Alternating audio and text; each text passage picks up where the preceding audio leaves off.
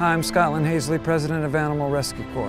The team and I are here in Tullahoma, Tennessee on an operation we've dubbed Operation 9 Lives. It's a hoarding situation of 68 cats. These cats have been living in absolutely deplorable conditions for their entire existence. From our understanding, this started out with the hoarder wanting to do good, bringing in a few cats, and of course without spaying and neutering those cats, they multiplied. I've been doing hoarding cases my entire career over the past 27 years, and some are worse than others. This one certainly was one of the worst because of the ammonia levels. By law, you can only be in here with protective gear. Any hoarding situation, we're going to see more health issues, although this is probably the most I've had that had to be isolated. Of any case I've worked, we have 46 in isolation, and then we have 13 that are considered our healthy cats. You know, this is not somebody profiting on animal abuse. The hoarder is suffering just as much as the animals are, and they can't see the reality of the suffering. Hoarding is a mental disorder, and they continue to hoard 100% of the time unless they get the help they need. They are a victim, they are not a villain, and they need help. So we, in fact, will be reporting this to the appropriate authorities. One person cannot care for that many cats. It takes an army to take care of this many cats. You know, as we have compassion for the animals, we have to have compassion for the hoarder too. She is sick and we want her to get help so this never happens again.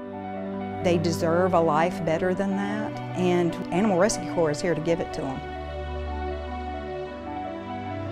I'm 100% confident there are no more cats on this property. I spent my entire professional career protecting animals, ultimately starting Animal Rescue Corps, whose primary focus was to be a resource to communities that otherwise didn't have the resources to address large-scale animal suffering.